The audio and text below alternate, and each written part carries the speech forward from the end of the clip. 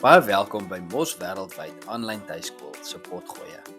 Hierdie potgoeie word geskep om jou as ouer te bemagtig om jou kind te ondersteun. By Mos Wêreldwyd wil ons jou kind help floreer in 'n onbekende toekoms. Lekker luister. Baie welkom aan al ons luisteraars by vandag se potgooi. Vandag gaan ons 'n bietjie praat oor 'n kernvraag vir tuiskoolouers of wat tuiskoolouers het. Hoe kan ek my kind op die beste manier ondersteun? So ons verwelkom vandag vir Johandra Visser en vir Lisel Raaf. Baie dankie dat julle vandag bietjie met my en ons ouers ook gaan gesels. Dankie, dis lekker om hier te wees. Ja, dankie meneer Net. Ek sien uit na vandag se onderwerp. Ek ook Johandra, ek moet nogal eerlik met jou wees. Ek gaan sommer met jou begin en die eerste vraag vir jou vra. So Johandra, wat beteken dit regtig om jou kind te ondersteun sonder om die werk vir hulle te doen? Ja, meneer Net, dankie vir daai en ek dink wat die Mos kurrikulum so lekker maak, is dat ons baie die produk wat ouers aankoop is nie net 'n boks wat afgelewer word of handboeke of werkboeke wat afgelewer word, soos in baie ander gevalle waar 'n tuiskoolprogramme waar die ouer soort van die kundige moet wees of die semi-opgeleide onderwyser of waar die ouer moet sit langs die kind en die werk moet verduidelik en juffrou of meneer speel met die kinders nie. Met hierdie stelsel wat ons het word het jou kind toegang eerstens tot die kurrikulum op 'n aanlyn platform, maar dan het jou kind ook toegang tot 'n vakkundige wat terugvoer gee op elke opdrag wat gedoen word en dan saam met dit is daar aan elke kind 'n leerbestuurder toegewys. Nou ek sal later 'n bietjie meer sê oor die leerbestuurder, want ons natuurlik hierso wat nou op hierdie potgooi is almal leerbestuurders en ons is almal passievol oor leerbestuur. So ek sal later 'n bietjie meer vertel oor wat leerbestuur is. Maar om jou vraag te beantwoord is hoe om die kind te ondersteun, want jy net as regtig eintlik net 3 dinge wat 'n ouer moet doen. Dis net 3 dinge wat 'n ouer moet doen. En die eerste een is om jou kind te help met beplanning. Ons het al hieroor gesels al 'n paar keer, maar beplanning is iets wat jou kind nie self kan doen nie. Die adolessente brein kan nie self hulle eie tyd ordentlik en doeltreffend bestuur nie en hulle kan nie regtig effektief beplan nie. En so ons moet ons kinders help om te beplan. Aan die begin van die jaar of begin van 'n kwartaal beplan, maar dan is daar ook 'n deurlopende beplanning wat moet plaasvind. As jou beplanning nie uitwerk nie, moet 'n mens weer herbeplan. So dis die eerste ding wat 'n ouer regtig moet doen. 'n Ouer moet help beplan. En ek het al baie oulike goedjies gesien waar ouers vir my spreadsheets stuur oor hoe hulle kinders help beplan en dit maak my kinderlik opgewonde om te sien hoe ouers dit doen en dat hulle betrokke is by hulle kinders op daai manier. Die tweede ding wat ouers moet doen is om hulle kinders verantwoordbaar te hou en om net daar te wees vir hulle. En onder daai hoofie is daar so 'n paar dingetjies. Eerstens, ons as leerbestuurders of vakkundiges wat hierdie kant sit, kan nie regtig sien of is nie daar by die huis om die kinders te motiveer dat hulle werk nie. En so dis nou een gedeelte wat 'n ouer moet doen. 'n Ouer moet motiveer. 'n Ouer moet seker maak dat die kind voor sy laptop kom, voor sy rekenaar kom en werk.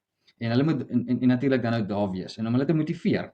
En dan is hulle ook daar om te help met die oplos van kinders se probleme. Nou ons gaan dalk later 'n bietjie daaroor gesels, maar baie keer sal kinders by probleme met 'n probleem in die gesig staar en die interne motivering is dalk nie altyd so hoog om self die probleem op te los nie. En dan is dit maar nodig dat mamma daar moet staan en sê, "Dit is nie so erg nie. Gaan stap goue draai, gaan vat goue 'n swem, gaan speel gou met jou hond vir 5 minute of vir 10 minute en dan kom jy terug en dan tackle ons saam hierdie probleem." Die regte vrae vra is ook iets wat ek sal sê onder daai hoofie val is om daar te wees vir hulle. Beteken ook om die regte vrae te vra.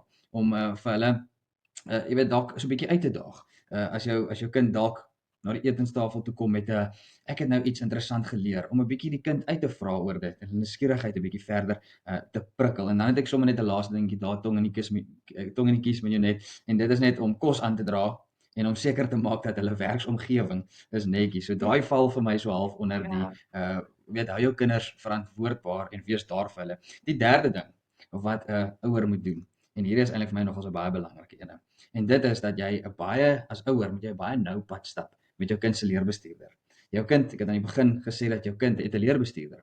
En as jy dalk nie weet hoe om jou kind te help om hulle probleme op te los nie, of jy weet nie watter vrae om nou te vra nie, of jou kind is frustreerd en jy weet nie hoe om jou kind te help in daai frustrasie ontslae te raak nie, is daar 'n leerbestuurder. Daai leerbestuurder is 'n kundige persoon, is 'n opgeleide persoon wat aangestel is om jou kind te help en wat daar is om seker te maak dat jou kind in al hulle verskillende behoeftes wat hulle het, dat hulle geholpe is. En so ek het begin deur te sê ouers hoef nie vakkenners te wees of kundiges te wees nie, maar julle moet net ons as leerbestuurders kan nie ryk as daar 'n probleem is nie. En ons kan dit sien, maar dan is dit dikwels te laat. So ons wil vir julle as ouers vra om proaktief te wees en 'n afspraak met jou kind se leerbestuurder te maak. Die leerbestuurder, jy en jou kind saam en kom ons gesels oor die probleme. Ek dink dit is nogals iets net wat ons as leerbestuurders baie waardeer, is as ouers afsprake met ons maak en dit is regtig 'n lekker ek probeer nou vinnig aan die Afrikaans aan die Afrikaans woord kom, maar is lekker fruitful. Wat is Afrikaans vir dit? Ek weet nie. Maar dis 'n lekker gesprek. En in die gesprek los ons probleme op en kry jy as ouer raad en jou kind voel sommer weer gemotiveerd om aan te gaan met die borrels. Baie dankie Johan. Lisel, ek het my volgende vraagie vir jou. Ek wil gou weet, sou jy sê dit is belangrik om as 'n ouer die leerstyl en die unieke behoeftes van jou kind te identifiseer om ondersteuning aan te pas?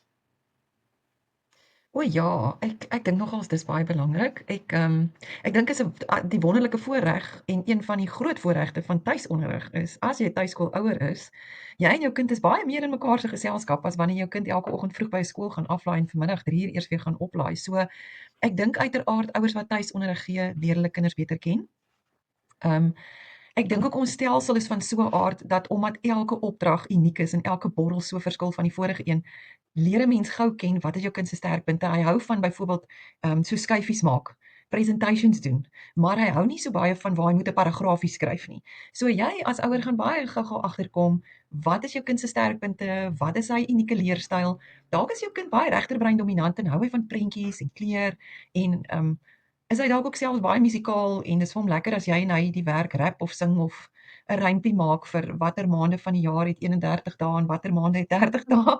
Jy weet daai tipe van goed. So ek dink dit is die lekker van tuisonderrig en dit moet vir ouers altyd 'n lekkerte bly. Ek dink nie mens moet dat die akademie en die druk van akademie so oorheers dat 'n mens nie meer die vreugde vind in elke dag om ook in die proses jou kind beter te leer ken en sy unieke leerstyl te ontdek nie.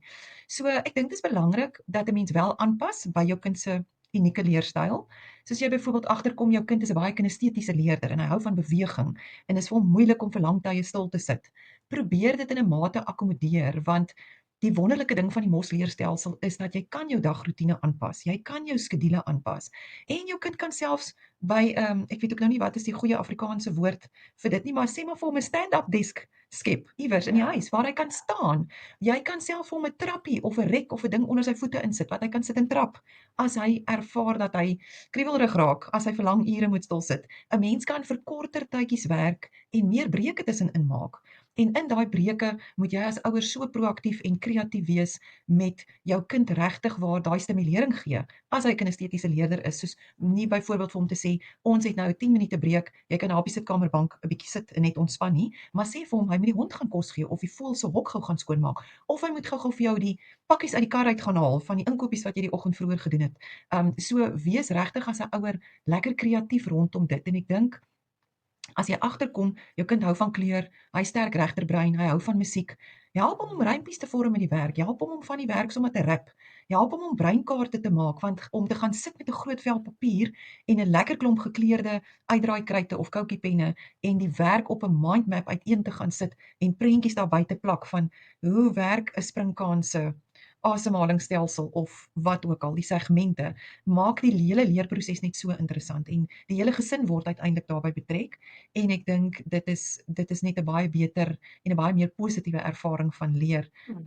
So ja, ek dink inderdaad so, as jy agterkom wat is jou kind se individuele behoeftes, hy wil korter tydjies leer, meer breuke neem, pas die rooster aan. As jy agterkom jou kind konsentreer in die oggende vroeg baie beter, maar later in die dag konsentreer hy baie swak, dan sou ek sê doen in die oggende die leervakke of die vakke waar groter mate van konsentrasie vereis word. Soos hy moet byvoorbeeld 'n paragraaf skrywe of hy moet 'n lang stuk wiskunde doen of hy moet 'n hele paar videoklips kyk en hou dalk die kunsprentjie wat moet geteken word of die collage vir wetenskap wat gemaak moet word vir die middag waar jy sommer informeel om die kombuistafel weer kan sit en dit net sommer vir boetie of vir sussie dalk ook betrek daarbey en dit 'n lekker aktiwiteit maak. So ja, inderdaad, is dit een van die baie groot lekkertes van ons stelsel.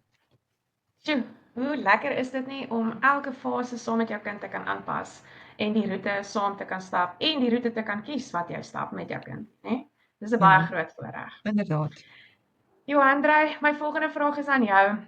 Hoe kan ouers hul kinders help om probleemoplossingsvaardighede te ontwikkel wanneer hulle kinders vasbrand, sodat hulle meer onafhanklik en selfstandig kan leer? So jy dalk vir ons enige wenke.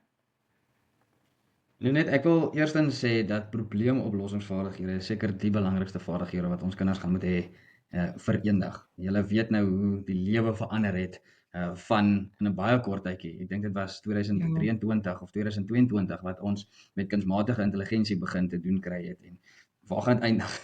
Dit is regtig, waar gaan dit eindig? Ons weet nie eens, ons kan 'n raaiskoot vat.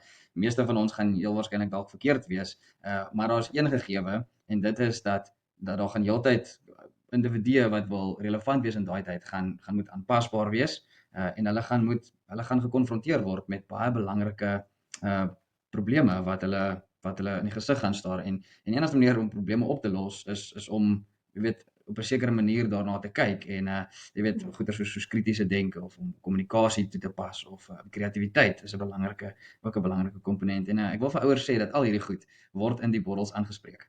Maar die probleem is, as mens so 'n stelsel het, waar jy kinders probeer voorberei vir 2040, 2050, dan gaan dit gepaard met frustrasie. En dit is nou ongelukkig so, want leer vind plaas daar waar daar soms 'n bietjie frustrasie is. Geen leer vind plaas in die gemaksone nie. En baie keer dink ons as ouers dat frustrasie is 'n slegte ding. My kind is nou frustreerd, so ek moet dalk vir hom 'n ander platform kry dat hy nie so gefrustreerd is nie. En ek wil vir ouers sê dat frustrasie is nie 'n slegte ding nie, maar is wel iets wat bestuur moet word. Ons kan nie net dat kinders frustreerd bly nie. Ons moet hulle in daai frustrasie moet ons hulle help om die frustrasie te verstaan en ook om uit die frustrasie uit te kom. So, daar's 'n paar wenke wat ek wil deel met ouers en weet julle moet maar half kyk wat werk vir julle, maar hierdie is wat ek sou gedoen het as my dogtertjie na my toe gekom het op hierdie stelsel en sy is hiper frustreerd. Die eerste ding wat ek sou gedoen het is om hulle net 'n bietjie te laat afkoel. Haal hulle uit die situasie uit. Soos Lisel gesê het, gaan maak vir die hoenderhok skoon of gaan gee vir die hond kos of maak die swembad skoon, wat ook al daar is. Geef hulle net daai breek om net 'n bietjie jy weet rustig te raak. En dan die rede hoekom kinders frustreerd raak is omdat hulle besef dat hulle het 'n probleem, maar hulle het geen idee hoe om daai probleem op te los nie. En daarvoor sal ek sê dat ons as ouers moet hulle help om die werklike probleem te verstaan. Of kom ons stel dit so, om te weet wat die werklike probleem is. En ons as leerbestuurders kom dit baie agter. 'n Kind sal dikwels vir my sê, "Maar meneer, ek kry nie die wiskunde reg nie of ek kan nie die wiskunde doen nie of my wiskundebordel bly terugkom." Maar dan is dit vir my as leerbestuurder en vir ouers ook nodig om die kind te help verstaan, maar wat is die gedeelte wat jy nie reg kry nie? Waar lê die tekortkoming? Hoekom kom die bordel, jy weet, heeltyd terug? En mense doen dit deur middel van vraagstelling. En ek sê dis amper soos wat mense ei, so laag vir laag afskil deur middel van vraagstelling om by die kernprobleem uit te kom. Want as dikwels 'n kernprobleem. En as mens weet wat daai kernprobleem is, dan weet mens watter oplossing om daar toe te pas. En ek wil daarmee saam vir ouers sê, as julle nie weet hoe om dit te doen nie, as julle nie ek wil nie sê gemaklik nie, maar as dit lyk soos jy weet, hoe help ek nou my kind wat sê nou maar graad 10 wiskunde het, jy weet, dalk was jy self nie sterk in wiskunde nie, dalk het jy nie 'n idee wat aangaan in die graad 10 wiskunde kurrikulum nie. Jy weet, daar's 'n leerbestuurder. Ek het begin met my heel eerste, jy weet, toe ons hierdie potgooi begin het ek gesê daar's 'n leerbestuurder. Maak 'n afspraak met die leerbestuurder. Kom ons 3 of 4 sit saam en kom ons probeer jou kind help. Kom ons probeer jou kind te laat agterkom wat sy of haar werklike probleem is. En dan iets wat ouers baie keer miskyk, is dat en ons praat sommer van die Granny Club. So ek onthou, jy weet, as ek nou toe ek op skool was dan vir enige prestasie of iets wat ek jy weet bereik het, dan het ek na my ouma toe gegaan en gesê, kyk ouma, ek het hierdie sertifikaat gekry of ek het hierdie en dan het my ouma my geprys en sy het gesê, wow, jy's fantasties Johanna, jy is my heel beste kleinkind. En baie keer moet ons net daai wees vir ons kinders. So elke dag is net 'n klein dingetjie wat jou kind reg kry. Dis om net vir hulle te prys en te motiveer en dat hulle te voel dat weet daai ou gesegde of die ou storieetjie wat hulle praat van hoe eet ons 'n olifant. Jy weet stukkie vir stukkie. So partykeer is dit hierdie groot konsep en as ons hulle dalk net kan weet prys vir die kleiner deeltjies wat hulle wel reg kry, dan gee dit vir hulle die motivering om aan te hou met die proses. Ek het eendag die storie gehoor en dis my ouerskap filosofie ook. waar 'n kind by die huis gekom het. Ek weet nie of dit 'n ware storie is nie, maar hy het by die huis gekom en hy het vir sy pa gesê so in die Amerikaanse konteks waar hulle die bus hulle kom oplaai en skool toe vat en dan weer terugvat. En het die kind vir die pa kom sê maar hy het sy tekkies op die bus verloor. En toe die pa se antwoord aan hom is nie om kwaad te raak of om heel in 'n soos in Engels sê in 'n flat spin in te gaan nie, maar hy het deur middel van vraagstelling vir die kind gehelp om daai probleem op te los. So hy het vir hom gesê, "O, okay, dis nou sleg. Nou het jy nie tekkies nie, so wat gaan jy nou doen?" Jy weet, en die kind het op die einde van die dag gesê, "Wel, ons moet dalk seker maar die bus bel." Soos, "O, okay, gaan jy die bus bel? Nou wag jy die bus se nommer kry." Ja, ons kan op die internet soek daarvoor, jy weet. En so het die pa Ja. eintlik die kind gehelp om hierdie probleem wat hy gehad het, op te los, jy weet. En so om terug te kom by my eerste punt, ons as ouers moet versigtig wees om die kinders se frustrasie raak te sien en dan die frustrasie te probeer oplos, maar eerder om vir hulle deur die frustrasie te lei om die probleem op te los. Dit is baie waardevolle wenke wat jy daar gedeel het. Baie dankie vir dit. Ek gaan nou sommer weer vir jou nog 'n vraag vra en jou hier ook aan die diepkant gooi. En ek wil vir jou vra, hoe sal jy sê kan ouers hulle kind se natuurlike belangstelling en nuuskierigheid gebruik om leer lekker en betekenisvol te maak?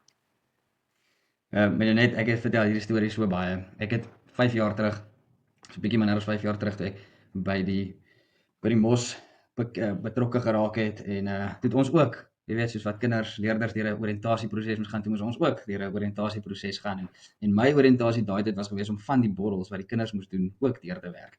En dit was 'n baie kort borrel gewees. Dit was 'n natuurwetenskap borrel, ek kan nie onthou of dit graad 8 of graad 9 was nie. En al wat die opdrag in die borrel gesê het is: soek 5 produkte wat deur middel van fermentasie geproduseer word. En ek het die opdrag gaan uitvoer. Ek het daar gegoogel, ingegaan en ek het gesien, okay, hulle maak bier, hulle maak kaas, hulle maak wyn. Ek het min of meer dit geweet. En toe sien ek brood. En toe dink ek vir myself, brood. Ek meen, ek het nog nooit regtig gedink aan hoe brood geproduseer word. Ek gaan mos maar net winkel toe en koop 'n brood of ek vat meel en ek gooi 'n bietjie gis by en ek druk hom in die oond. En toe kom ek af of toe prikkel dit my nuuskierigheid en ek kom toe af by hoe hulle brood gemaak het voor hulle kitsgis gehad het met die suurdeegplantjie. En ek meen jou net, dit was seker 45 minute later, toe weet ek presies hoe om my eie suurdeegplantjie te maak en ek is daar in die kombuis en ek begin die goeders bymekaar gooi. En jy weet, dis die lekker ding van die leerstelsel. Daar's sommige borrels wat nie kinders se belangstelling of se nuuskierigheid gaan prikkel nie. En dis okay. En daarvoor sê ek maar, jy weet, ons moet maar soms ons groente ook eet. Dis alles is nie altyd lekker nie. Ons moet groente eet want dit is goed vir ons. Ons moet oefen, al is dit altyd so lekker nie. Jy weet, daar's dinge in die lewe wat 'n mens maar net moet doen. Maar ek wil vir julle as ouers vra, as daar iets is wat jou kind se nuuskierigheid prikkel, hamer op dit. Moenie dit net laat verbygaan nie. En raak betrokke daarbey. Verlede Desember, ek kan nie glo is 'n jaar terug nie, my dogtertjie was so 5 jaar oud gewees. Toe het ons gaan visvang daar in Struisbaai by die hawemuur en sy vang toe hierdie, ek weet nie wat die regte woord vir dit is, maar hierdie blaasoppie visies, hierdie visies wat homself so in Engels noem dit 'n pufferfish. En sy vang een van hulle, of eintlik het ons 'n paar van hulle gevang want hulle is volop daarso. En op pad huis toe vra sy vir my, maar pappa, hoe blaas 'n blaasoppie homself op? Is dit water wat hy uitstoot of is dit lug wat hy uitstoot? En yes, meen jy net, weet jy hoe nice was dit gewees? Dit was nou, ek kon nou gegaan het en gesê nee, ek weet jy gaan soek, gaan figure dit uit. Of ek kon die geleentheid gesien het waar ek en sy saam YouTube gegryp het en ons het begin YouTube, begin Google en dis maar net 'n voorbeeld oor hoe ons op ons kinders se nuuskierigheid kan amper sê kan klim en hulle bietjie verder laat ondersoek instel. En ek meen dit is ongelooflike tye om te, soos hulle in Engels sê, om te connect met jou kinders. En nie net om hulle af te jak en te sê man, ek weet nie. My jongste dogtertjie is nou op die hoekom stadium en ek weet daar kom 'n tydjie waar mens baie keer wil net sê man sommer. Maar jy weet, dit is so nice, jy weet, om te sien dat hulle raak nuuskierig oor goeters en dan om daai nuuskierigheid so nog 'n bietjie te bewerk, as ek dit so kan sê. Dis baie waar en dit is eintlik waar die mos leerstelsel so baie waarde dra, want jy kan alles wat jy in teorie leer, kan jy prakties ook gaan ondersoek en jy kan bietjie meer gaan uitvind en daai liefde vir leer kan jy gaan kweek. Dis baie waar wat jy sê. Dankie. Goed, ek is nou eers klaar met jou. Lisel, ek gaan nou vir jou 'n vraagie vra. Is daar 'n manier om te bepaal watter hulpmiddels of ekstra ondersteuning die kinders die meeste sal help om suksesvol te wees? Maar net ek dink die kort antwoord is dat die twee kinders se breine dieselfde werk nie en nie twee kinders op dieselfde manier leer nie. En as jou kind dalk bietjie ekstra ondersteuning nodig het op 'n spesifieke terrein, dat dit ook nie altyd moontlik is om dit eers selfs in 'n huishouding waar mens met sibbe sit, dit op dieselfde manier behoort te hanteer nie, omdat die twee kinders se breine nie dieselfde werk nie. Ongelukkig is dit as jou kind bietjie ondersteuning nodig het, en dit is nou waaroor ons eintlik praat, né? Ons praat nou oor Ja. as die kind moet ondersteun word. Dat dit baie keer 'n probeer en tref roete is, ongelukkig, wat 'n ouer moet stap, want jy kan jouself omring met 'n ondersteuningsnetwerk, en ons het nou ook in die MOS is dit ook moontlik dat jy byvoorbeeld die community groep kan by aansluit, en jy kan met vriendinne 'n bietjie interaksie, en 'n mens kan raad en hulp by mense inkry, en ons het sosiale platforms waarheen ons kan gaan, en ons kan groepe gaan join of by dit aansluit, en ons kan daar ook raad vra. Maar ongelukkig gaan niemand vir jou die klinkklare oplossing kan gee vir jou spesifieke kind nie. Ek dink dit is belangrik om 'n ondersteuningsnetwerk te hê, sodat 'n mens weet waarheen jy kan gaan as jy regtig radeloos is of as jy advies soek. En ek dink 'n mens kan dan self besluit of 'n mens se kind se ondersteuning in so 'n mate is dat 'n mens dit dalk self kan doen, of het 'n mens 'n bietjie hulp van 'n tutor nodig wat 'n bietjie opvoedkundige en opvoedkundige sielkundige agtergrond het, of is dit dalk 'n mate van ondersteuning waar mens professionele hulp moet inkry. En ek dink as 'n mens by 'n punt kom waar mens onseker is en jy's baie moedeloos en jy het nou al vir 'n rukkie self probeer, is dit altyd 'n goeie roete om te gaan om dalk 'n afspraak by 'n professionele persoon te maak. En as jy nie seker is waar die probleem lê, of dit spesifiek met spraak en taalstrukture is, so jy gaan na 'n spraakterapeut toe, en of dit meer met ruimtelike oriëntasie en taakvoltooiing en sulke tipe goedjies is, so jy gaan na 'n arbeidsterapeut toe nie, is dit altyd goed om by 'n opvoedkundige sielkundige te begin vir 'n volledige skolastiese assessering, sodat hulle vir mens dalk net daai paar goedjies kan uitwys wat die uitdagings kan veroorsaak. Ek dink ook baie belangrik, ek wil net weer teruggaan na jou vraag. Jou vraag was watter hulpmiddels of ekstra ondersteuning Ja. Ja, sal vir kinders die kinders meeste sal kan help.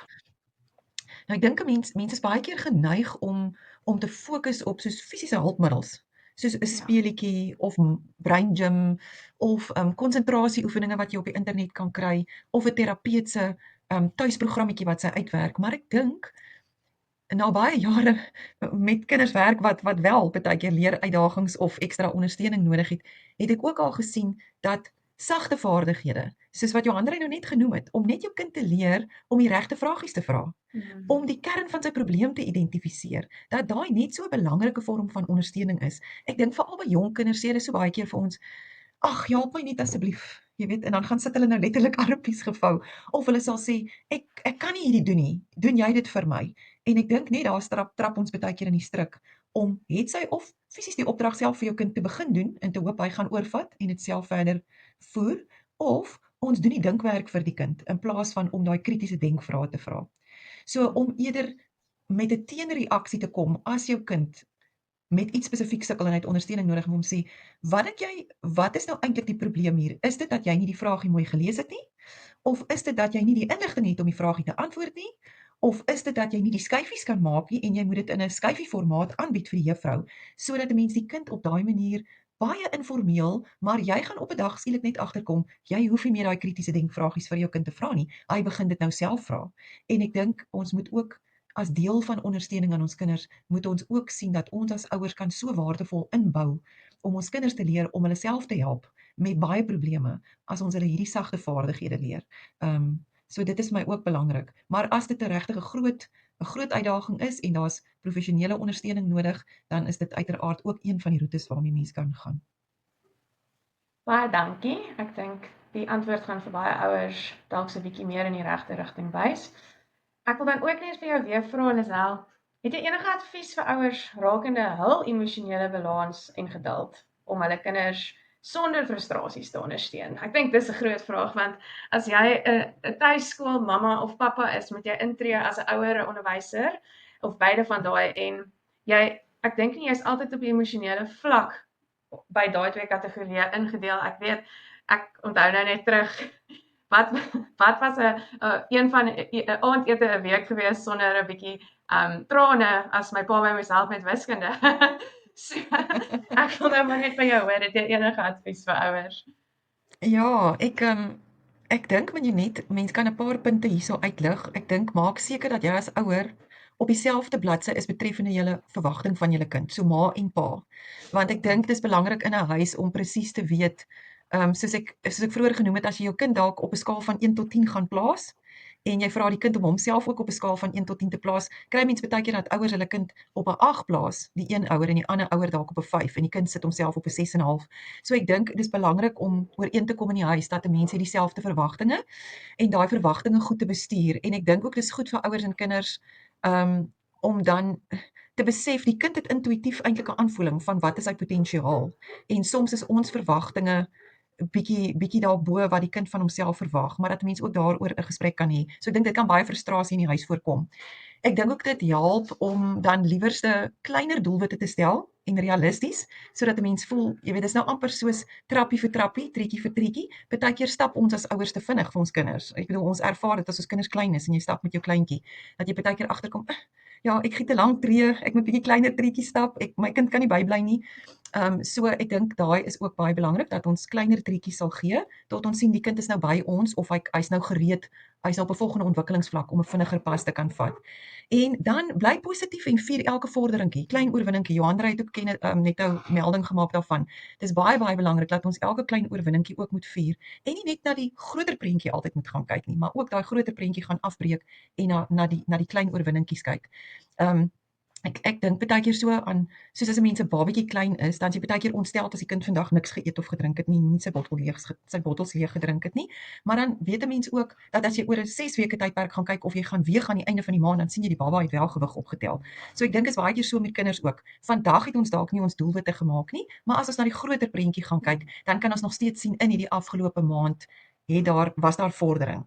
En dan dink ek behou balans tussen toevallige leer wat plaasvind in 'n ontspanne atmosfeer dalk of in julle gesinslewe, tussen dit en intentionele leer, sodat die kind nie altyd voel daar moet net intentioneel by 'n lesenaar gesit word en daar moet so geleer word nie, want deur dit af te wissel met toevallige leer wat plaasvind in 'n ontspanne atmosfeer of in die gesin se lewe of op uitstappies of verkundige uitstappies, kry mens daai afwisseling en dit verminder frustrasie.